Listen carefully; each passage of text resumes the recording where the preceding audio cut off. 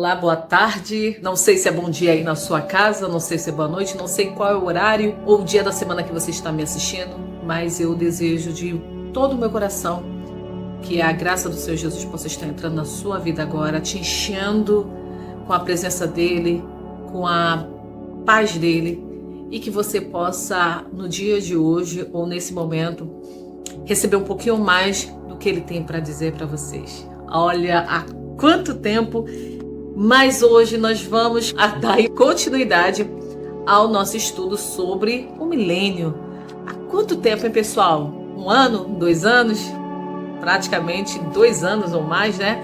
Nós começamos esse estudo e só que aconteceram tantas coisas que acabaram que nós fugimos um pouco da rota, né? Vocês estão vendo aqui, eu não montei o cenário, meu chroma key. Eu não montei o cenário para que eu possa estar colocando no fundo as imagens para você. Vocês vão ver alguns gatinhos passando por aqui, os miau no fundo. É isso, é o tempo que eu tenho e eu decidi hoje dar continuidade a esse estudo que muitos de vocês já têm pedido para eu continuar, né? Até porque começamos, temos que concluir, certo, pessoal? E hoje eu vou falar coisas que muitos de vocês me perguntam e muitos têm dúvidas, né? Mesmo que não tenham me perguntado, eu ainda estou confuso se olho para cá, se olho para cá. Mas uma hora eu vou acertar. E hoje nós vamos falar o passo a passo sobre o retorno de Cristo antes que nós entremos no milênio, tá bom? Antes que nós entremos aqui no tema de hoje, vamos rever aqui algumas coisas que nós vimos nos vídeos anteriores e que quem pegou esse vídeo aqui como primeiro não vai ter essa sequência. Até vos convido a ir lá nos vídeos anteriores para que você possa entender o passo a passo, tá bom? Mas o que nós estamos falando sobre o milênio? Nós vimos nos vídeos anteriores que ele não é simbólico, como muitas pessoas dizem, né? Os amilenistas e outros aí, mas que é um período real de 1000 anos, que é dito lá em Apocalipse capítulo 20, é justamente quando Jesus ele vem reinar aqui conosco. Já temos várias argumentações em relação a ele. No vídeo passado, rebatemos a teoria dos amilenistas que dizem que o milênio já está acontecendo no nosso meio. E o porquê nós decidimos fazer o estudo sobre o milênio? Porque há uma grande confusão de que a igreja não foi predestinada para a ira. E as pessoas estão confundindo ira com tribulação. Tribulação nada mais é do que o ouro sendo refinado. E nós já falamos sobre isso nos vídeos que fala sobre a grande tribulação, a perseguição da igreja. Eu vou colocar em algum destes lados aqui o card, para que você possa entender o que é grande tribulação ou tribulação e a ira de Deus. Foi um estudo muito detalhado, então quem tiver dúvidas é legal pegar a Bíblia, é legal sentar. E olha, pessoal, a gente só começa a aprender quando a gente se desarma, tá? Porque eu costumo dizer que a letra, ela cega a gente. Às vezes a gente tem uma teoria de que nós estamos certos num assunto e a gente já chega armado. E às vezes nós estamos diante de uma verdade, vai abrir a nossa consciência para outras verdades, o nosso entendimento para outras verdades, mas nós estamos tão armados que acaba que a gente não abraça a oportunidade de aprender, né? Então, a igreja, ela infelizmente, quando eu falo igreja, eu me incluo, né, porque eu sou a Igreja de Cristo, ela simplesmente abraça que o único prêmio que ela tem é o arrebatamento. Isso não é verdade. O prêmio que nós temos é reinar com Cristo e ser reis e sacerdotes nessa terra. E só será reis e sacerdote nessa terra aquele que participar do arrebatamento, né, da primeira ressurreição. E eu lamento vos informar que nem toda a igreja, nem todo aquele que diz Senhor, Senhor, entrará no reino de Deus. Tá bom? Então, fazendo um resumo, né, o porquê nós escolhemos esse tema é para trazer esperança para a igreja que o nosso foco não é somente o arrebatamento, mas as promessas que Cristo fez às igrejas lá na Ásia. Lembra lá? Ele fala com João e João vai lá e escreve. Então, pessoal, é muito importante a gente ter as promessas do próprio Senhor, do nosso Senhor, para que nós nos agarremos. Vocês veem, o mundo está louco, as pessoas estão loucas, está todo mundo louco. Às vezes eu falo assim, Senhor, você está esperando mais o quê? Porque como Sodoma já está, né? Como nos tempos antigos nem se fala. Eu costumo dizer que está até pior. Eu fui ao Brasil e eu né?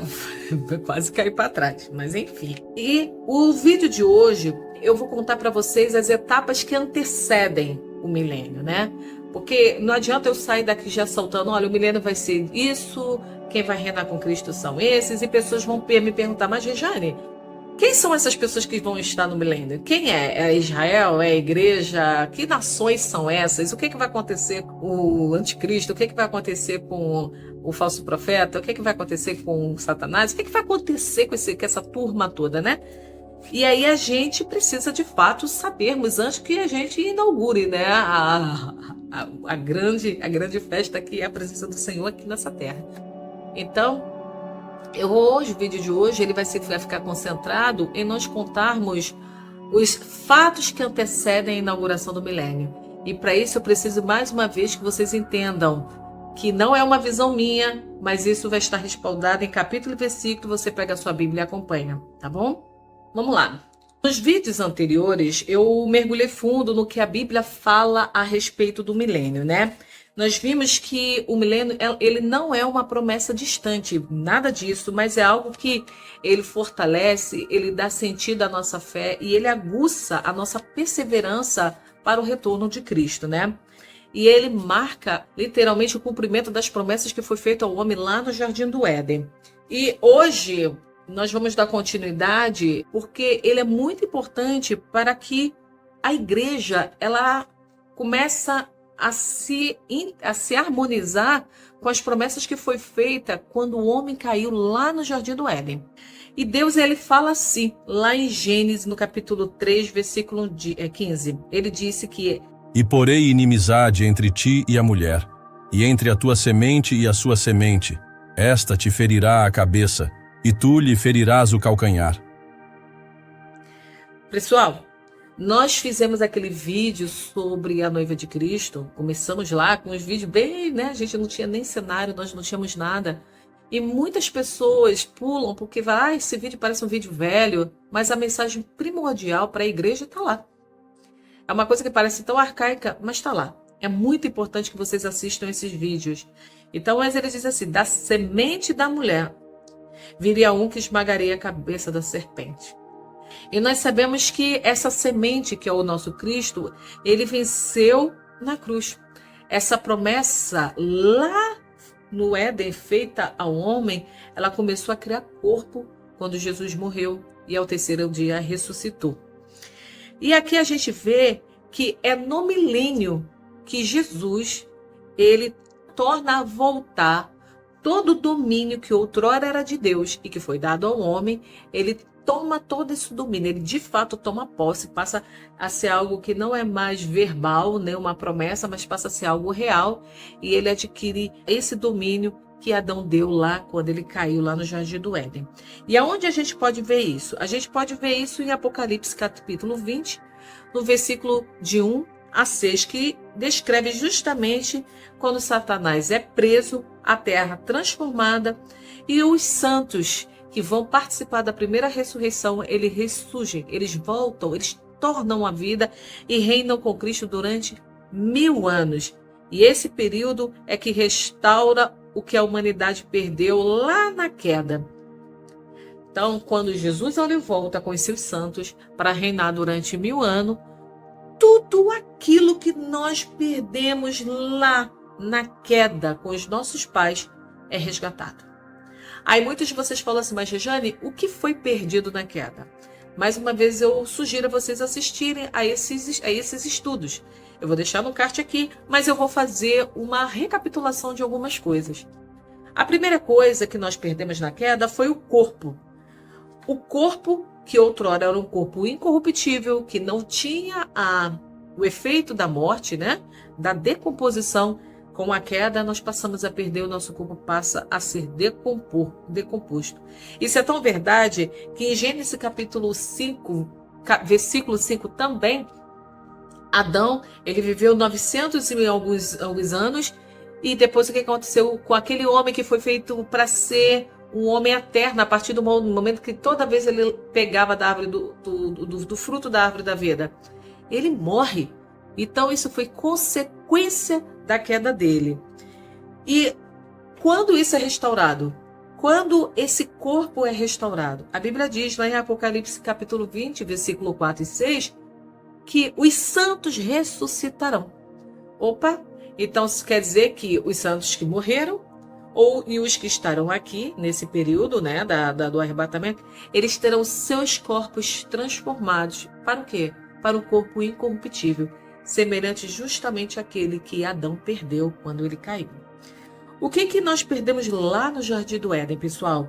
Nós perdemos o direito a ter a vida eterna. A Bíblia diz lá que em Gênesis capítulo 2, versículo 17, quando Deus dá uma observação ao homem, para ele não comer do fruto proibido, porque ele diz o que para o homem? Certamente morrerás.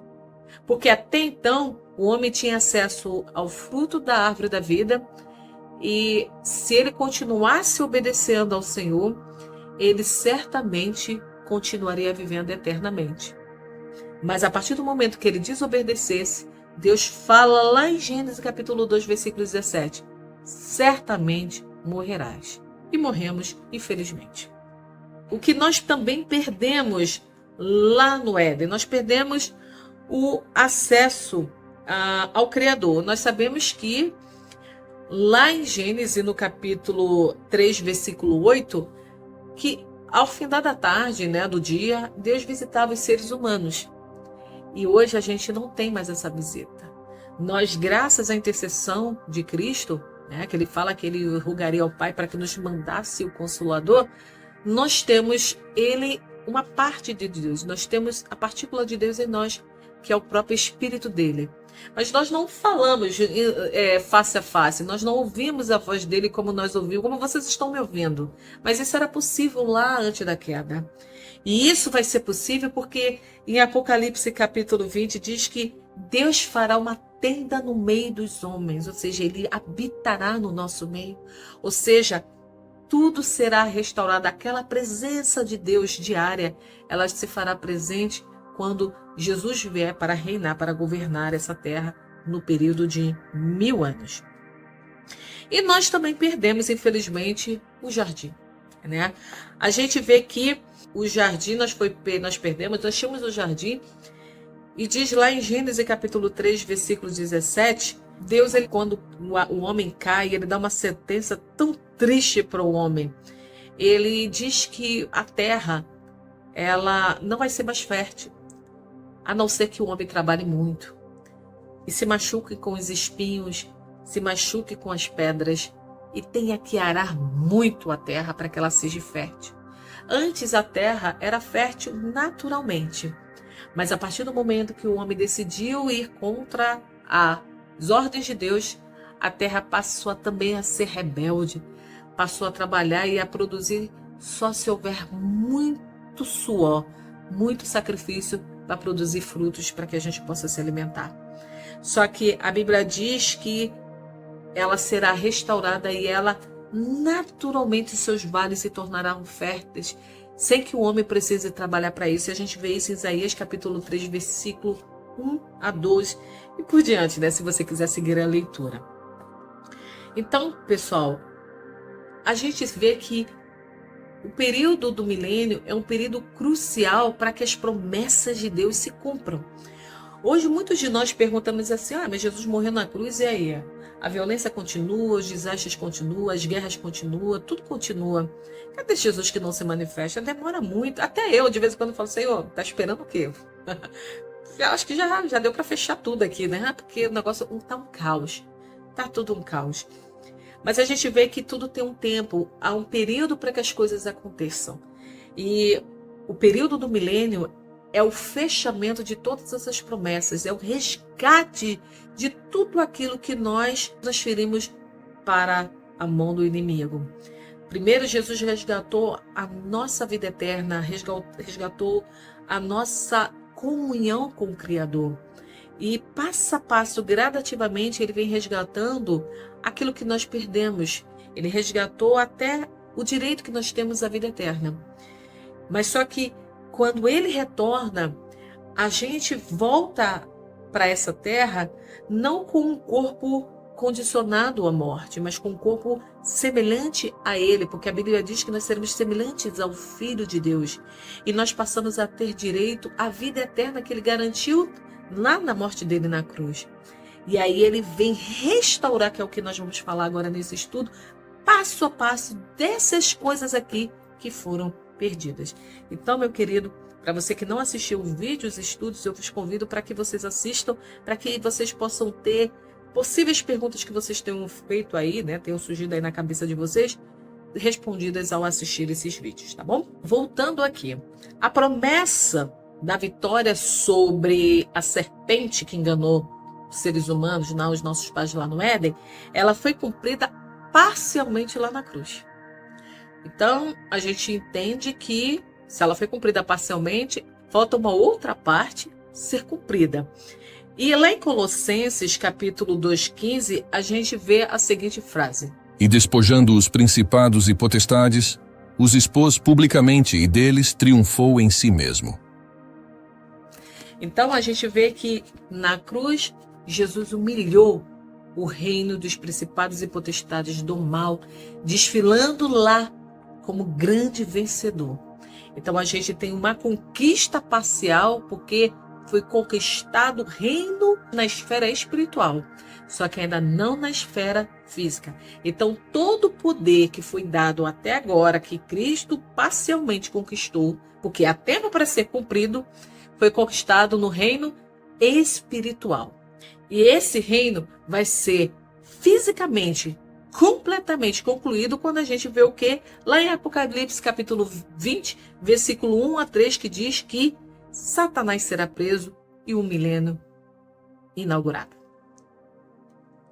Olha que delícia, gente. Olha que bacana. Tudo tem uma ordem, o reino espiritual e o reino físico. E quando fala, mas Satanás vai ser preso na espiritual, não. Porque ele interfere aqui com seus agentes demoníacos.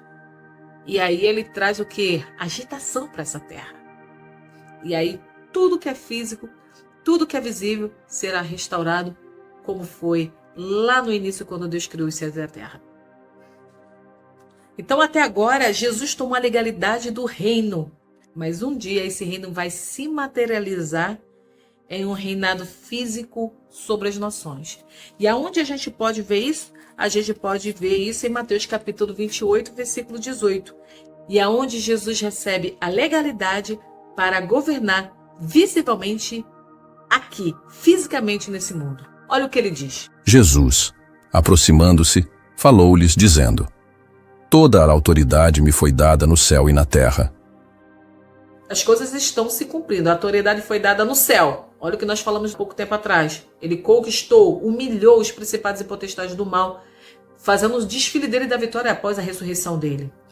Então, no mundo espiritual, ele já tem autoridade. Agora virá a autoridade na terra, onde todo joelho vai ter que se dobrar diante do Senhor. E esse é o perigo, que alguns amilenistas, eles dizem que o reino de Deus já está entre nós, né? Ele já está atuando aqui. Só que isso é tão perigoso que se o reino de Deus, de Cristo, já estivesse atuando no nosso meio, né? Jesus já estivesse reinando aqui, para que haveria necessidade de Satanás ser preso durante 1000 anos? E para que haveria necessidade das nações serem julgadas? Se tudo é apenas simbólico, correto? Como eles dizem, então a prisão de Satanás deveria ser simbólica e o julgamento das nações também deveria ser simbólico. Mas não é o que nós vemos aqui em Apocalipse 20, diz que Satanás vai ser preso e as nações serão julgadas. E quando vai começar o reino de Cristo? Quando Cristo retorna. E onde nós vemos isso? A Bíblia diz lá em Apocalipse capítulo 19, do versículo 11 ao 16. Ele vem como Rei dos Reis, com uma espada afiada, governando as nações com cedro de ferro. Então é ali, na segunda vinda de Cristo, que ele vem para reinar. Aí muitos falam assim, mas Jesus já veio? E sim, ele já veio. Ele veio como Salvador do mundo. Ele veio como mensageiro para apresentar o reino do Pai. Ele diz que ele não veio aqui por ele, mas para apresentar o reino do Pai. Então ele já veio como mensageiro do Pai. Porque o Pai mandou os profetas e mataram. Todo mundo que o Pai estava mandando, os homens estavam matando. Aí o Pai falou assim, vou mandar meu filho. mataram o filho também. Então, Jesus veio aqui como o mensageiro do próprio Pai, apresentar o Pai à humanidade. Então, ele já veio, sim, a primeira vez como mensageiro do reino do Pai. Só que agora ele vai vir como o rei, aquele que vai fazer justiça entre as nações. E Apocalipse capítulo 19, como rei dos reis. Aquele rei, Herodes, que falou que podia matá-lo, ele falou assim: nenhuma autoridade lhe seria dada se o Pai não lhe permitisse, se do céu não fosse lhe dada. Esse rei vai ter que adorá-lo. Não no período do milênio, que Herodes nem levanta, né? Nem levanta nesse período. Herodes vai levantar lá no juízo final. Ele fala assim: nossa, aquele homem que eu falei, eu tive a audácia de dizer que eu tinha o poder, a autoridade sobre a vida dele. E aí ele se levanta no juízo final. Mas aqui eu estou falando que presidentes que estarão reinando aqui nesse período, né, do retorno de Cristo, reis, porque nós sabemos que há várias nações que existem reis, seja lá quem for, vai ter que se dobrar diante de Cristo. E ele diz assim que ele vem como rei dos reis, com uma espada afiada para governar as nações com cedro de ferro. E nós vamos descobrir no estudo de hoje que nações são essas. Agora, eu fico pensando assim, nós seres humanos somos muito egoístas, nós achamos que só nós estamos esperando o retorno da vinda de Cristo, o cumprimento dessas promessas que foram feitas lá no Jardim do Éden. Pessoal, pensa comigo aqui, não foi só a nossa carne que foi corrompida. A carne dos animais, a natureza, tudo foi corrompido. É por isso que lá em Romanos capítulo 8, versículos 19 e 20, diz assim: A criação aguarda com ardente expectativa a revelação dos filhos de Deus, porque a própria criação será redimida do cativeiro da corrupção. Então, toda a criação, quer seres humanos, quer animais, quer vegetais, toda a criação geme para que essa promessa, para que essa restauração aconteça. Então, não sejamos egoístas de achar que só a gente está esperando e que está demorando muito, mas toda a criação de Deus foi corrompida. E toda ela geme com expectativa para que essa promessa se cumpra. A gente vê também que, graças a essa promessa, toda a criação será restaurada no milênio. A gente vê em Isaías, no capítulo 35, que Deus, louvado seja o nome dele, ele restaura toda a criação, toda a corrupção, tudo aquilo que entrou nos animais também será retirado. Você vê que lá em Isaías fala que nós poderemos passar a mão na barba do leão e nada vai nos acontecer. Os animais que hoje são agressivos, são selvagens, porque denota que os animais estão furiosos, estão com raiva, porque são incentivados pelos demônios que muitas das vezes interferem neles. Então tem a sua personalidade, a sua essência corrompida. Os animais serão restaurados e não terão mais esse temperamento de agressividade.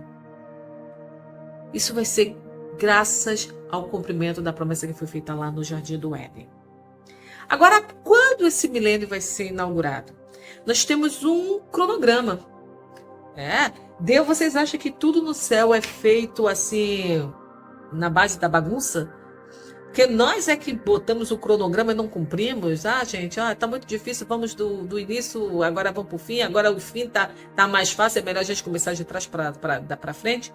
Nós, seres humanos, é que somos desorganizados. Nós, seres humanos, não cumprimos etapas. E nós, seres humanos, quando não cumprimos etapa e tudo começa a dar errado, aí a gente começa a pensar assim, o que eu fiz? Mas Deus não, ele tem tudo cronometrado. Vocês veem que desde a criação tudo foi feito em ordem. Como é possível você criar alguma coisa no escuro? Não é impossível. Aí Deus fala assim, haja luz. Ou seja, vamos iluminar essa bagunça aqui? Aí ele vai criar a luz. Ele cria os astros, os luminares. Aí depois ele vai ver que há muita água, terra seca, vamos lá. Porque existem seres que vão precisar ter terra. Nem todo mundo vai boiar, nem nadar.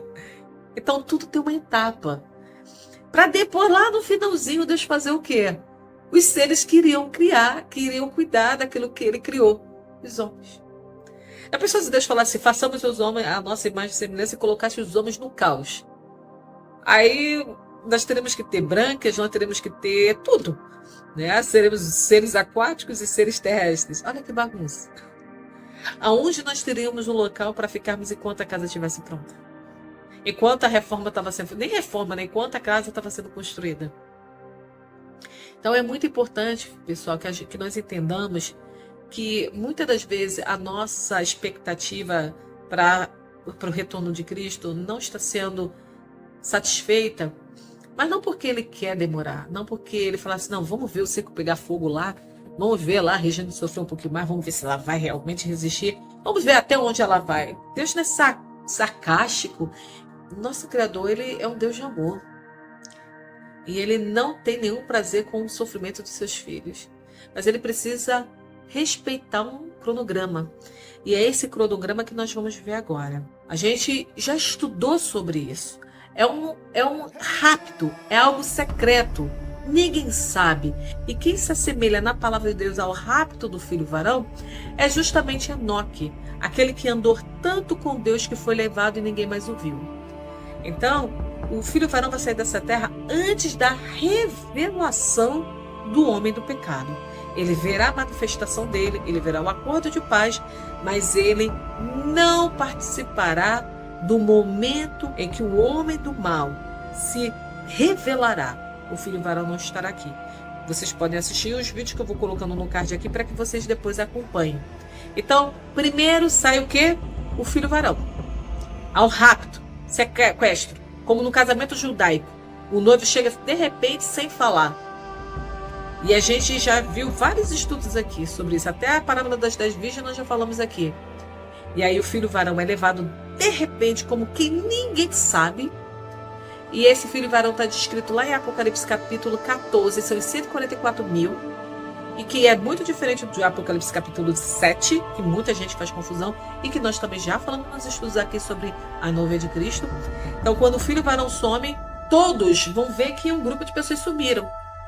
Para a igreja, começa a acontecer o avivamento da igreja. Muita gente está esperando o avivamento agora. Assim, é uma particularidade minha. Não espere o avivamento da igreja enquanto não há uma perseguição. Foi assim na igreja primitiva, pessoal. Todo o avivamento acontece quando há uma perseguição. Então, quando o filho varão é levado, começa a perseguição da igreja. Começa a grande tribulação. Começando a grande tribulação é uma coisa assim, ó, harmonicamente. Um grupo foi levado, as pessoas vão se ligar. Quem assistiu esse vídeo, que não foi, que não fez parte do filho varão, automaticamente vai se ligar nisso. Vai começar o avivamento da igreja. Quando o filho varão é levado, imediatamente Satanás é lançado na terra. O filho do varão sobe, Satanás é lançado na terra. A grande tribulação começa e o avivamento da igreja também começa. Passou a grande tribulação. Passou o período da grande tribulação, porque rapto do filho varão, lançamento de Satanás simultaneamente na terra, avivamento da igreja, a grande tribulação está acontecendo aqui, acabou o período da grande tribulação. O que acontece, pessoal? O que acontece? A grande tribulação acabou. Lá no quase, já está quase chegando no final. A gente vê lá em Romanos 11, versículo 25 a 26. Deus promete que todo Israel vai ser salvo. Aqui acontece o quê? Aqui acontece o cumprimento de Apocalipse capítulo 7, onde 144 mil pessoas de Israel vão ser seladas antes que aconteça o quê? A ira. Então, o que acontece nesse período? No finalzinho da grande tribulação, já bem para o final mesmo, que a igreja vai passar lá por todo esse período da grande tribulação, acontece um fenômeno interessantíssimo. Os 144 mil de Apocalipse capítulo 7 são selados. São selados. E o que acontece com a igreja? A igreja é arrebatada. A igreja é levada para se encontrar com Cristo nos ares. E por quê?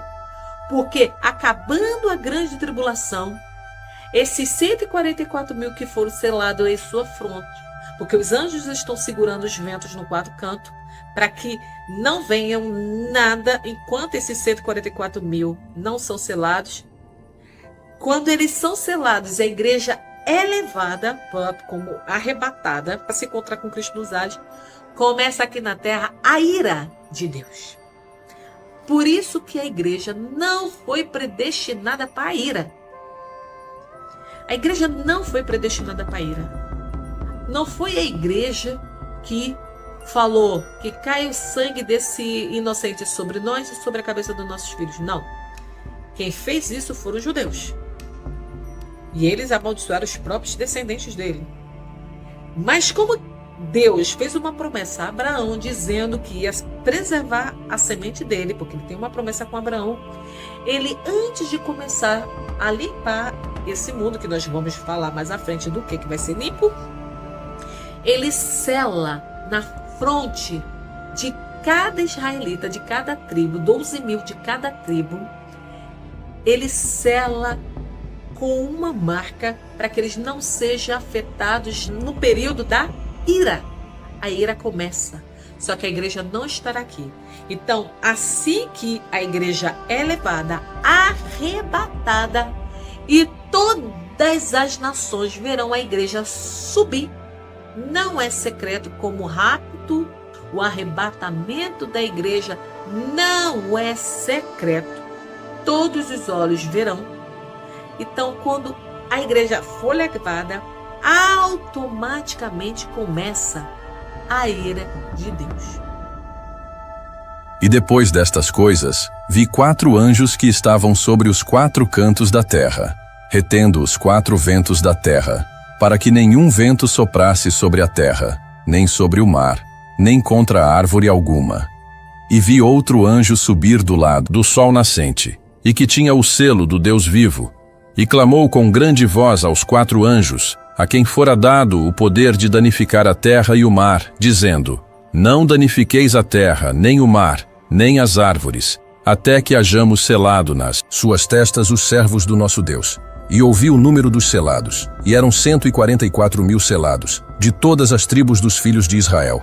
Da tribo de Judá havia 12 mil selados, da tribo de Ruben, 12 mil selados, da tribo de Gade, 12 mil selados, da tribo de Aser, 12 mil selados, da tribo de Naftali, 12 mil selados, da tribo de Manassés, 12 mil selados, da tribo de Simeão, 12 mil selados, da tribo de Levi, 12 mil selados, da tribo de Issacar, 12 mil selados, da tribo de Zebulon, 12 mil selados, da tribo de José, 12 mil selados, da tribo de Benjamim, 12 mil selados. Depois destas coisas olhei, e eis aqui uma grande multidão, a qual ninguém podia contar, de todas as nações, e tribos, e povos, e línguas, que estavam diante do trono, e perante o Cordeiro, trajando vestes brancas e com palmas nas suas mãos. E clamavam com grande voz, dizendo: Salvação ao nosso Deus, que está assentado no trono, e ao Cordeiro. E um dos anciãos me falou, dizendo: Estes que estão vestidos de vestes brancas, quem são e de onde vieram? E eu disse-lhe: Senhor, tu sabes. E ele disse-me: Estes são os que vieram da grande tribulação e lavaram as suas vestes e as branquearam no sangue do Cordeiro. E o mais interessante, pessoal, o mais interessante é que os judeus vão passar por tudo. Esses 144 mil de Israel vão passar por tudo. Eles vão passar pela grande tribulação, porque a Bíblia diz que eles vão ser perseguidos também. Por quê? Porque eles não vão querer adorar a imagem da besta. Eles vão ser perseguidos na grande tribulação e eles ainda vão passar pela ira. E eles só vão ver Jesus, aqueles crucificados, quando ele estiver voltando. Uau! Aquilo que a igreja vai estar passando, que nós vamos ser poupados, vamos ser levados, era para eles passarem, pessoal. Era para eles passarem. O que a igreja vai curtir era para eles passar, mas eles rejeitaram. Tem noção que é isso? Então, Os israelitas que não reconheceram Jesus como Senhor e Salvador de suas vidas, mas eles cumprem os mandamentos de Deus e eles obedecem esses mandamentos de Deus, embora não reconheçam Jesus como Senhor e Salvador, mas eles obedecem esses mandamentos. A Bíblia diz que eles serão selados e eles serão poupados no período da ira de Deus. Uau! Então, vocês viram aqui, rapto do filho do varão, Satanás é lançado na terra, começa a grande perseguição da igreja. O avivamento está acontecendo nesse período aqui, porque o povo viu que o grupo sumiu, então já sabe que tem pouco tempo para se preparar, então vai todo mundo buscar Deus. Quem estava lá mais morno, mais frio do que quente, vai começar a se aquecer. Então passa pela grande tribulação. Começar a ira de Deus, os 144 mil de Apocalipse capítulo 7 são selados, a igreja é arrebatada e a ira começa. E aí agora a gente vai falar passo a passo de algumas coisas que vão acontecer. Vem comigo aqui. Alguns de vocês devem estar perguntando assim: Rejane, mas para que a ira?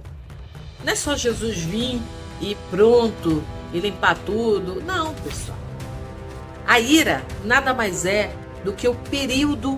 Deus é tão bom, é tão maravilhoso, que Ele dá oportunidade até pro mal, depois dizer que não teve oportunidade de querer se tornar bom, mas olha, eu queria ser bom, mas tu não me deu oportunidade, né? Então, Deus é tão bom, tão maravilhoso, que dá oportunidade pro mal tentar se converter para bom. Ele é que não quer. Então a ira é para isso, é para que ninguém tenha desculpa de dizer que não teve oportunidade de se converter. E também porque é na ira que Deus vai começar a limpar a terra. Para que limpar a terra? O milênio, pessoal. É na ira que vai cair pedra de gelo, é na ira que vai cair bola de fogo, é na ira que vai vir as pragas. Lembra das pragas do Egito? Aquilo dali não foi nada em relação ao que vai cair na ira. É na ira que Deus vai dizimar, limpar aqueles que receberam a marca da besta. Tu acha que a igreja tem que se preparar para entrar no milênio? A esse povo todo cheio de marca, todo cheio de aberração, vai entrar no milênio? Claro que não.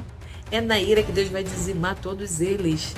É na ira, a Bíblia diz que vai cair pedra de gelo, o sol vai aquecer, vai tostar aquele povo, e mesmo assim eles vão continuar blasfemando o nome de Deus. Mesmo assim eles não vão se arrepender.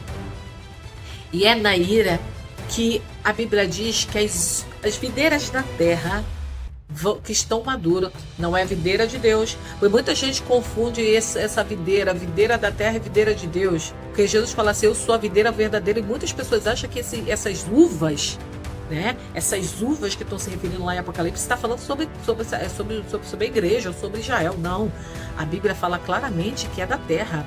Essas uvas, esses frutos que são produzidos da terra, que tem a marca da terra, tem a marca da besta, a Bíblia diz que serão lançados e serão esmagados, e que o sangue vai correr pela cidade, que vai encher até a parte do nível onde ficam os cavalos, a rede dos cavalos, pessoal. É muito sangue, vai ter muito derramamento de sangue na ira.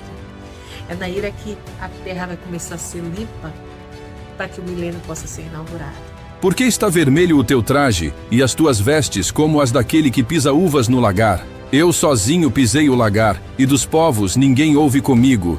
Os pisei na minha ira, e os esmaguei no meu furor, e o seu sangue salpicou as minhas vestes, e manchei toda a minha roupa.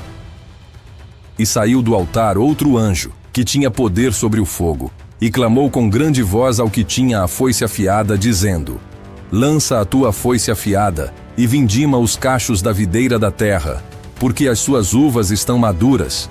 E o anjo lançou a sua foice à terra, e vindimou as uvas da videira da terra, e lançou-as no grande lagar da ira de Deus.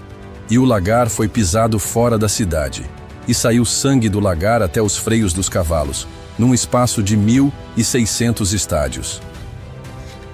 Eu quero falar uma coisa para vocês, que porque o povo de Israel não escolheu aceitar Jesus, e eles não vão se adorar, não vão se prostrar diante de ninguém como Deus, eles vão ser perseguidos na grande tribulação, certo?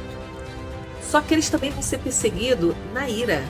Eles vão passar a grande tribulação e ira, também sendo perseguidos.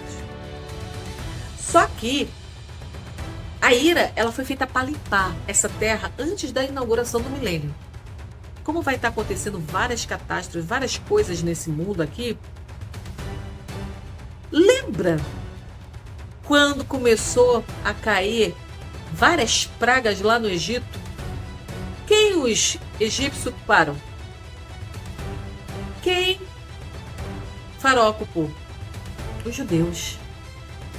Foram eles os culpados pelas pragas estarem caindo do céu. Quando a ira de Deus começar a cair sobre a terra, quem serão os culpados? Os israelitas. O povo judeu que estará aqui nessa terra. Os israelitas que foram selados ali, olha, na sua fonte, capítulo 7 de Apocalipse. São esses israelitas que serão culpados. E aí o que vai acontecer? Expulsemos os israelitas daqui da terra, porque se eles continuarem aqui na terra, essas pragas não vão parar? Há possibilidade de expulsar alguém daqui da terra? Vamos botar todo mundo nos foguetes, vamos lançar para Marte, para Júpiter? Não. Porque lá no Egito era possível. Tira os israelitas, liberem eles, que eles saiam daqui da nossa terra. Mas e lá? Vai ser possível nessa época? Não. O que vai acontecer? Apocalipse 16 dizem que eles vão invadir, que eles vão fazer uma atrocidade lá no acampamento no povo de Israel. Vai acontecer várias atrocidades. E eles vão reunir as nações. A besta, o falso profeta, e o dragão, né? Porque esse aí participa de tudo, né? Desde que o mundo é mundo, desde antes da criação já estava participando de querer meter o bedelho em tudo. Todos os três vão participar de um envolvimento com as nações, com os líderes da terra, para invadir Jerusalém e acabar de vez com o povo de Israel. E nós conhecemos isso como a Guerra do Armagedon. Então, no período da ira, no período que está acontecendo toda essa catástrofe, que vai acontecer essa limpeza toda, assim como aconteceu aquela confusão toda antes do povo sair do Egito, antes do povo de Israel entrar no milênio, eles vão passar por um período de terror, que nós vimos na palavra de Deus chamada a Guerra do Armagedon. E aí é quando eles veem que nada está funcionando e que eles vão ser dizimados dessa vez, que ninguém vai levantar, nenhuma nação vai estar a favor. A Bíblia diz que todas as nações vão se opor. O que acontece? Jesus vem. Aí eles vão olhar o sinal do Filho do Homem, daquele que eles crucificaram no céu. E eles baterão no peito amargamente, e chorarão, e prantearão, e entenderão porque eles passaram por tudo aquilo, porque eles crucificaram o Filho de Deus. Então, pessoal, a Guerra do Armagedon é a última guerra que antecede o milênio.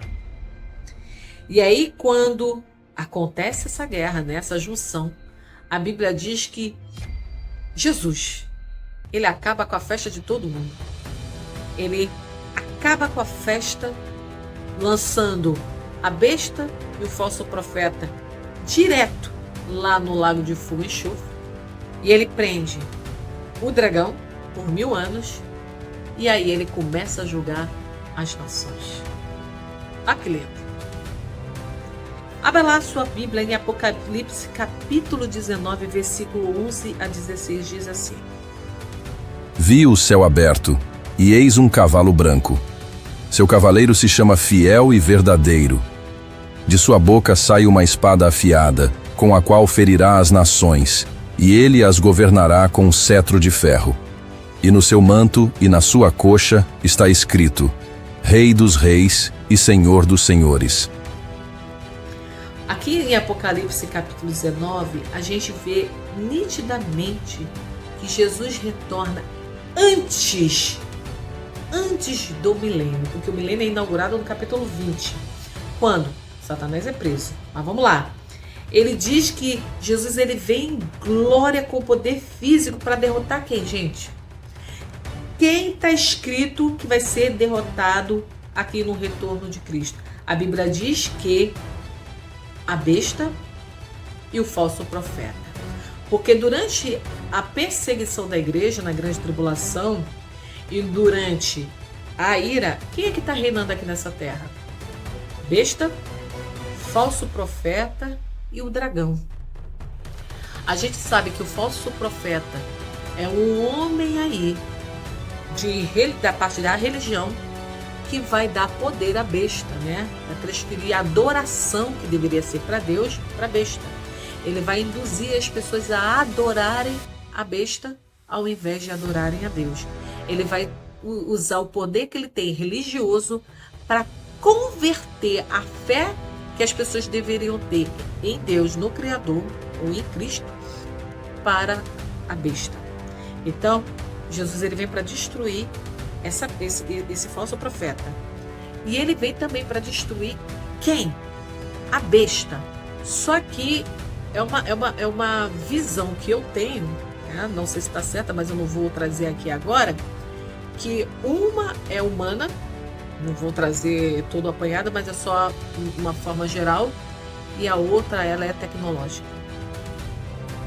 Porque aqui a humana vai soprar na narina da tecnológica para lhe dar vida, ou seja, ela foi criada por mãos humanas. Entende o que eu estou dizendo?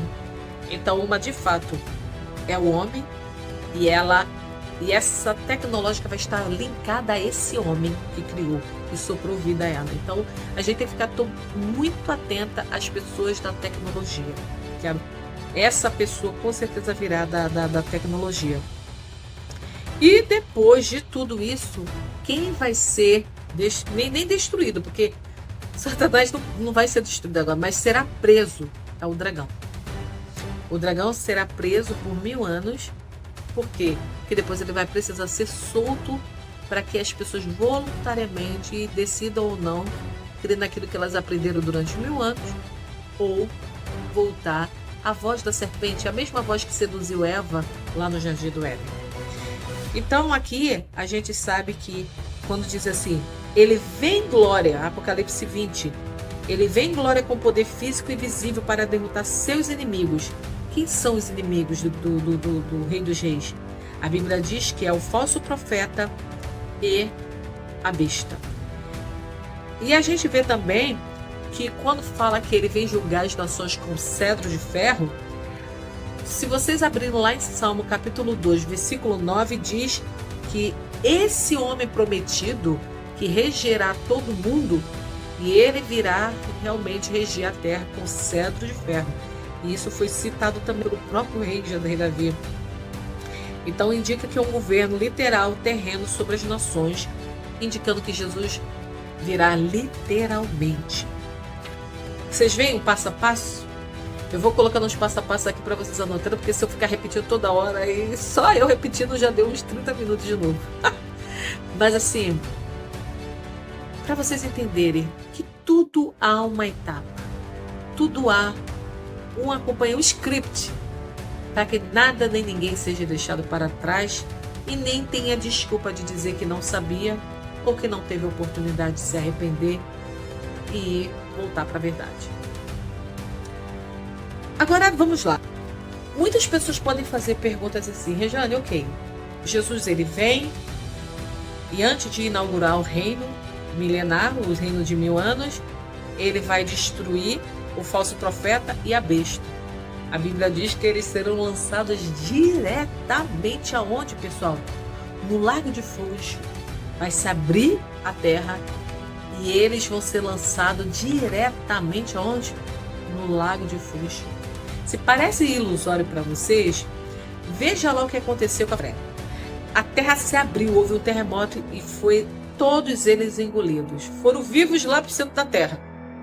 E os filhos de Eliabe, Nemuel e Datã e Abirão, Estes, Datã e Abirão, foram os do conselho da congregação, que contenderam contra Moisés e contra Arão no grupo de Coré, quando rebelaram contra o Senhor.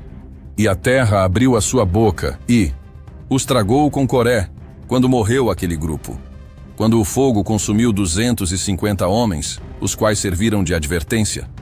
Mas os filhos de Coré não morreram. Isso indicando o quê? Que seres humanos podem sim ser lançados diretamente no lago de fogo e enxofre. Porque o falso profeta e a besta, eles são sim seres humanos. Então esses seres humanos serão lançados diretamente no centro da terra para a condenação de seus pecados, assim como lá no Antigo Testamento a gente viu que isso já aconteceu. E a besta foi presa, e com ela o falso profeta. Diante dela fizeram os sinais com o que enganou e receberam o sinal da besta e adoraram a sua imagem. Esses dois foram lançados vivos no lago de fogo que arde com enxofre. Por quê? Porque eles levaram à perdição uma boa parte da humanidade. Uma boa parte da humanidade foi corrompida, deixou de ser a imagem e semelhança de Deus. Por isso que para elas não haveria e não tinha como haver mais arrependimento. Aí, depois que isso acontece, depois que Jesus ele julga o falso profeta e a besta, lançando-os no lago de fogo e enxofre, o que acontece com o restante das pessoas que estarão aqui? Porque a gente viu que os 144 mil de Apocalipse 7 vão estar aqui. Claro, eles foram preservados, passaram pela grande tribulação. Quem mandar o sangue cair na cabeça deles e dos filhos? Passaram pela grande tribulação, passaram pela ira e viram Jesus voltar. E agora, o que vai acontecer com esse povo? Não só eles, mas todas as nações vão ser julgadas. Aí vocês falam assim, mas nações? Como assim nações? Eu quero vos dizer que essas nações, é uma interpretação minha, que ficaram vivos aqui. Terá uma parte que ainda assim terá a marca da besta, mas a grande massa das pessoas que adquiriram a marca da besta, essas pessoas já terão sido mortas. Então, o restante das nações que vão sobreviver à ira de Deus, porque a ira de Deus, lembra que eu falei para vocês, é para começar a limpar a terra para a inauguração do milênio? Então essas pessoas que adquiriram a marca da besta, elas já vão ter sido mortas. Só que haverá pessoas aqui com marcas do mal, pessoas ainda de índoles má. E por isso que Jesus ele chega também para julgar as nações que restaram, que passaram não só pela grande tribulação, pela grande tribulação, porque muitos não vão querer aceitar a marca da besta, embora também não vão querer aceitar Jesus. Mas só vai poder comprar e vender aqueles que tiverem a marca. Então essas pessoas também vão ser perseguidas, mas elas também vão passar pela ira.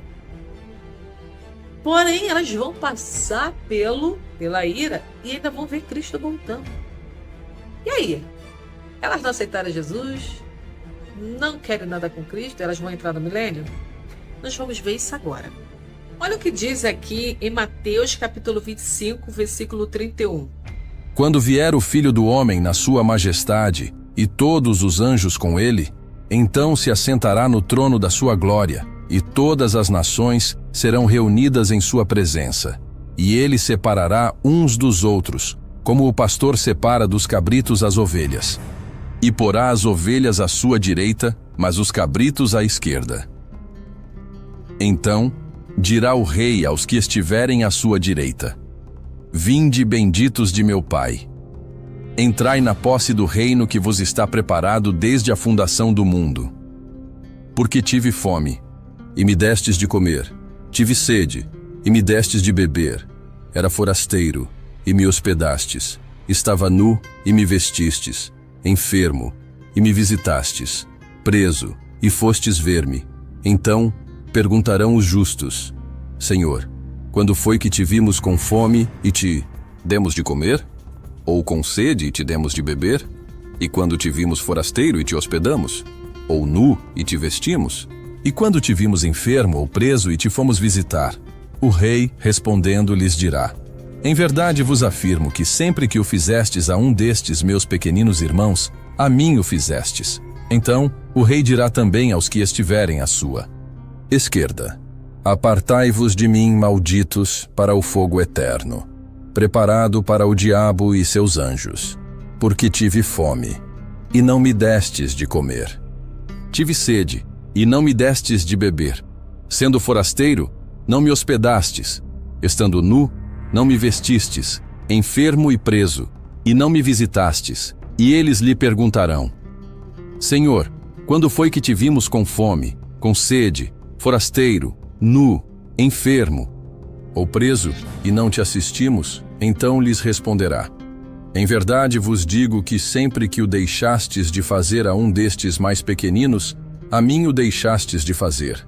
E irão estes para o castigo eterno, porém os justos para a vida eterna. Preste atenção aqui. Aqui, como a gente sabe que não é o julgamento final. Primeiro que está falando que Jesus está vindo como rei, não como juiz, embora ele está julgando. Só que ele não está julgando como sentença final de vida ou morte. Ele está julgando como sentença de participação ou não do reino. Assim como muitos crentes, eles são salvos da sentença final, eles terão a vida eterna, mas eles não têm a oportunidade, não terão a oportunidade de participar do reino de Deus. Como assim, Rejane? Muitas pessoas estão sendo salvas, estão levantando a mão para Cristo, estão entregando sua vida para Cristo, mas as suas vidas, as suas condutas não condizem com aquilo que elas falam. Elas não estão, quando elas morrerem, elas não receberão o julgamento final de morte, mas elas receberão uma sentença de não participação do reino de Deus. Então, nem todos os que me dizem Senhor, Senhor, entrarão no reino de Deus. Guarde bem isso, crente. Guarde bem isso. Não é porque você é crente ou se diz ser cristão que você vai reinar com Cristo no milênio. Não. Você apenas não receberá a sentença final de condenação da morte eterna. Mas não terá o direito, se continuar com essas suas posturas erradas, a reinar com Cristo. Então, muitos cristãos não se levantarão, não participarão da primeira ressurreição para reinar com Cristo no milênio. Mas continuemos. O rei dirá aos que estiverem à sua direita: Venham, vocês que são abençoados pelo meu Pai. Venham e recebam o reino que meu Pai preparou para vocês desde a criação do mundo. Pois eu estava com fome e vocês me deram comida. Estava com sede e me deram água. Era estrangeiro e me receberam na sua casa. Estava sem roupa e me vestiram. Estava doente e cuidaram de mim. Estava na cadeia e foram me visitar. Eu afirmo a vocês, e isso é verdade, quando vocês fizeram isso ao mais humilde dos meus irmãos, foi a mim que fizeram. Vocês entendem que aqui esse povo está sendo salvo pelas obras e não porque creram em Cristo. Há uma coisa aqui. Nós estamos falando sobre o julgamento das nações. Essas pessoas estão vivas. Essas pessoas não estão mortas. Se elas estivessem mortas, elas não aceitaram Jesus. Elas não teriam oportunidade de vida eterna, porque só é salvo mediante a salvação crendo em Cristo Jesus. Elas estão vivas. Elas estão tendo a oportunidade de ver o Rei dos Reis. Só que elas vão ser destruídas aqui porque elas não vão poder entrar no reino de Deus porque elas não aceitaram Jesus. A Bíblia diz que todo aquele que invocar o nome do Senhor será salvo. Todo aquele que confessar Jesus como Senhor e Salvador será salvo do quê? Da morte eterna. Essas pessoas estão vivas. Então elas não têm que ser salvas da morte porque elas não estão mortas ainda. Jesus está falando para eles assim: olha, vocês vão poder continuar vivos, embora não me aceitarão, vocês vão poder continuar vivos e entrar no meu reino, porque vocês praticaram boas obras. Mas aonde, Senhor, nós praticamos boas obras? Quando fomos que vimos o Senhor com fome ou com sede ou nu, te vestimos ou fomos visitar? Jesus fala assim, quando vocês fizeram a um desses pequeninos. Mas que pequeninos? Se só havia gente ruim na terra. Jesus está falando aqui que essas pessoas estão sendo salvas porque elas ajudaram aqueles que estavam sendo perseguidos no período da grande tribulação. Vai haver muita gente não crente, que não crê em Cristo Jesus, que não acredita nisso, mas que por ter um coração nobre vão ajudar essas pessoas a fugirem da besta, do falso profeta, na grande tribulação. Vão dar o que comer a essas pessoas, vão dar o que beber a essas pessoas, vão guardar essas pessoas. E muitos vão visitar na cadeia, como quem não quer nada, não é como visitinha não. E lá vão ajudar. E a gente já viu isso acontecendo, pessoal, quando na perseguição da igreja primitiva, e quando o próprio povo, quando houve uma coisa que a gente não pode nem dizer aí, né, porque senão o algoritmo vai derrubar esse vídeo, mas quando os judeus estavam sendo perseguidos, havia pessoas da própria nação que estava perseguindo, da própria nação perseguidora, que ajudaram a esconder e alimentar judeus. Essas pessoas aqui ajudaram os cristãos antes da grande tribulação a passar por ela, a não sofrer tanto. Foram bálsamo, foram refrigério, foram usados por Deus para abençoar os cristãos perseguidos, as pessoas perseguidas. É por isso que Jesus fala assim, tive fome e me deste comer, tive sede e me deste que beber, estava nu e me vestisse, estive preso, vocês foram me visitar. Haverão amigos de pessoas cristãs que também vão visitá-las e vão abençoá-las. Mas como elas vão passar pela grande tribulação e ira e vão ainda ver o retorno do rei, Jesus vai matá-la, pronto, agora vocês não me adoraram, pá, matou todo mundo, não. Jesus não vai fazer isso. Jesus fala assim, venham, entra no meu reino, que está preparado para as pessoas como vocês, como recompensa ao que vocês fizeram com os meus pequeninos. Entre no meu reino, curta. Não tem quando uma pessoa, ela é tão boa, quando a gente abre a porta da nossa casa para elas, porque elas foram boas conosco. É assim que Cristo vai fazer. Eu abro a porta do meu reino, porque eu tive fome e sede, vocês me alimentaram e me deram água. Eu tive nu e vocês me vestiram. Então, faça parte também do meu reino. Mas, Regiane, elas vão ser salvas também da morte eterna? Não. No período do milênio, elas vão estar aqui. E elas vão ter a oportunidade de ver o Rei dos Reis. E vão aprender dele. E aí elas vão optar ou não e aceitá-lo como Senhor. E a partir desse momento, aí sim, elas serão salvas da morte eterna. Mas elas não estão entrando no reino de Cristo, no milênio, salvas da morte eterna. Não, porque elas vão morrer no milênio também. Mas elas estão entrando no milênio como recompensa pelas ações que elas desempenharam no período que a igreja e no período que o povo israelita estava sendo perseguido. Elas foram um bálsamo para essas pessoas. Então é por isso que aqui nesse julgamento essas pessoas estão sendo salvas pelas obras e não porque aceitou Jesus como Senhor e Salvador de suas vidas. Só é salvo da morte eterna só quem aceita Jesus como Salvador de suas vidas. Grave bem isso.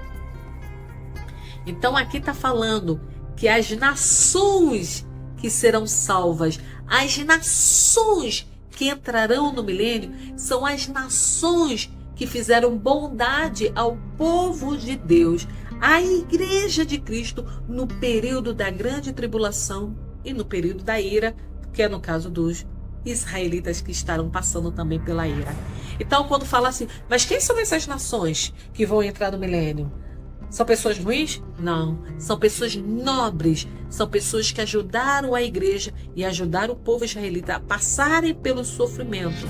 Elas também passaram pelo sofrimento, essas nações passaram, porque elas passaram pela ira. Mas elas, por recompensa ao ato de nobreza delas, elas entram para o reino de Cristo. Por isso que Jesus está falando assim, ele separará os bons dos maus. Então, quem entra lá no reino de Cristo são os bons. Os bons. Os maus, não. A Bíblia fala logo em seguida que todos eles serão mortos pela palavra do rei. O rei abriu a boca, eles são dizimados, mortos. Infarto, sabe lá Deus o que vai acontecer, que também não me interessa, mas eles morrem, a Bíblia diz. Por isso que Jesus diz: eu afirmo a vocês, e isso é verdade, quando vocês fizeram, não é quando vocês fazem. Ele diz: quando vocês fizeram isso ao mais humilde dos meus irmãos, foi a mim que vocês fizeram. Entra agora no meu reino. E aí ele diz assim: ao que estiverem à sua esquerda, afastem-se de mim, vocês que estão debaixo da maldição de Deus. Vão para o fogo eterno, preparado para o diabo e os seus anjos. Pois eu estava com fome e vocês não me deram comida, estava com sede e não me deram água, era estrangeiro e não me receberam na sua casa, estava doente e na cadeia e vocês não cuidaram de mim. E aí eles fazem as mesmas perguntas que os bons que fizeram. E o rei responderá: eu afirmo a vocês, isto é verdade. Toda vez que vocês deixaram de ajudar uma dessas pessoas mais humildes, foi a mim que deixaram de ajudar. E Jesus terminou dizendo: portanto, estes irão para o castigo eterno, mas os bons irão para a vida eterna. Aí é interessante que termina com essa frase, né? Mas os bons irão para a vida eterna. Minha interpretação, porque a Bíblia diz que ninguém tem a vida eterna se não reconhece Jesus como Salvador. Minha interpretação é: eles entram como eles entram para o reino de Cristo, né? Com certeza eles vão ver o rei. Quem é que vai duvidar, meu pessoal? Quem é que vai falar assim: nossa, esse homem é tão bom? A pessoa já tem uma inclinação para a bondade, ela automaticamente ela vai aceitar Jesus como Senhor e Salvador. E o próprio Cristo já está dizendo os próximos passos dessas pessoas. Elas serão salvas. Mas não salva porque elas foram boas, mas salvas porque, consequentemente, mais tarde elas aceitam o próprio Cristo como Senhor e Salvador de suas vidas. Olha, pessoal, é cansativo esses estudos, é muito cansativo esses estudos. Mas eu quero que vocês vejam, já estamos mais de 1 hora aqui, como é por isso que eu sentei aqui sem nada, para que vocês possam pegar na sua Bíblia e vendo aqui, passo a passo, tudo o que vai acontecer antes do milênio. Então, aqui não é o julgamento final. Não é quando o mar devolve seus mortos, a terra devolve seus mortos, a morte devolve seus mortos, não. A Bíblia não fala isso. Aqui é no retorno dele, depois do Armagedon, para julgar as nações que estão aqui vivas antes do milênio. É por isso que essas nações serão julgadas, para saber quem é que tem condições e dignidade para entrar no reino de Cristo. E essas pessoas elas não entrarão no milênio, e a Bíblia diz que elas serão pisadas, esmagadas e serão mortas, e pela palavra do próprio Cristo, no abrir da boca dele, elas serão destruídas. E aí a gente vê o quê? Logo aqui, que mais quem vai ser julgada na vinda de Cristo? O dragão, Satanás, ele será preso durante 1000 anos. Abra lá em Apocalipse capítulo 19 e 20. Ele prendeu o dragão e o amarrou por 1000 anos, para que não enganasse mais as nações. Não tem aquele pessoal que entrou lá, o restante das nações que entram para o milênio? Esse restante das nações, pessoal, essas pessoas boas, e que, na minha concepção, essas pessoas vão ser salvas, porque elas vão ver, elas vão ter oportunidade de ter vivido antes ou depois do milênio, e elas vão se arrepender por causa desses acontecimentos. Essas pessoas elas vão se converter. Mas essas pessoas elas vão gerar, elas vão ter filho. No milênio as pessoas vão continuar casando e dando-se casamento. No milênio as pessoas vão continuar procriando. O que não acontece é que a igreja de Israel aqui, que nós vamos falar nos próximos vídeos, elas terão papéis distintos, mas que complementam-se. E aí é um outro patamar. Mas as nações elas vão continuar gerando. Só que a sua prole, a prole das nações, é que vai ser o problema, porque muitos não vão querer aceitar Jesus como Senhor.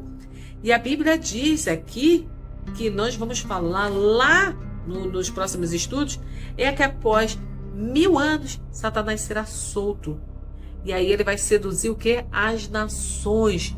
Que nações? As mesmas que entraram para o milênio? Não, porque essas já vão ter sido mortas. Elas vão morrer, pessoal. Vida eterna no milênio é só para a igreja de Cristo. Nem para os 144 mil que receberam a marca na sua fronte, essas pessoas também vão ter sido mortas. Elas vão morrer. Quem vai estar aqui vai ser os descendentes deles. Mas a igreja é a única que vai ter corpos transformados. Esse pessoal que entrou, tanto os israelitas que foram marcados para não ser mortos na ira, e tanto o restante das nações, essas pessoas elas vão procriar. E após a sua procriação, elas vão adquirir um período de vida e vão morrer. A Nova Jerusalém não vai estar aqui, não vai ter árvore da vida aqui para dar vida longa a ninguém, não. Elas vão morrer. O prazo de vida vai ser igual a todos, exceto para a igreja de Cristo que já tem vida eterna, corpo transformado. E aí os descendentes dessas nações que entraram porque fizeram bondade para a igreja e para o povo israelita no período da grande tribulação e para o israelita na ira, e os próprios israelitas que foram selados, eles com seus descendentes, eles vão morrer, mas eles vão deixar esses descendentes não viram o que aconteceram antes da grande tribulação, não viram o que aconteceram antes do milênio. Esses descendentes, eles vão ter as suas próprias imaginações e crenças. E aí, a Bíblia diz que após 1000 anos, Satanás é solto. E vai ser a essas nações que ele volta para seduzir. E aí virá a última guerra, que é a guerra de Gog e Magog. Antes do milênio terminar e antes dos novos céus e nova terra acontecerem. Então, aqui o que eu quero falar com você, que chegou até esse vídeo, até aqui, que quem entra com Cristo no milênio são os povos que restaram das nações que conseguiram sobreviver à ira. E isso está escrito lá em Zacarias capítulo 14, que diz assim: O Senhor será rei sobre toda a terra, e todos os que restarem de todas as nações subirão de ano em ano para adorar o Rei, o Senhor dos Exércitos. Então, confirma o que nós falamos, os que restarem das nações, porque a grande maioria vai ter sido destruída lá na ira, porque o propósito da ira é limpar. Então, todos os que restarem de todas as nações no mundo vai ter que subir, como diz Zacarias capítulo 9, 16, de ano em ano para adorar a Deus. Subir. A gente vai dizer subir para onde? Não é subir para o céu, não. Mas haverá um local específico. Então, entrará para reinar com Cristo no milênio os que restarem de todas as nações. Entrará Israel. Que Israel? O Israel que foram selados lá no capítulo 7 de Apocalipse.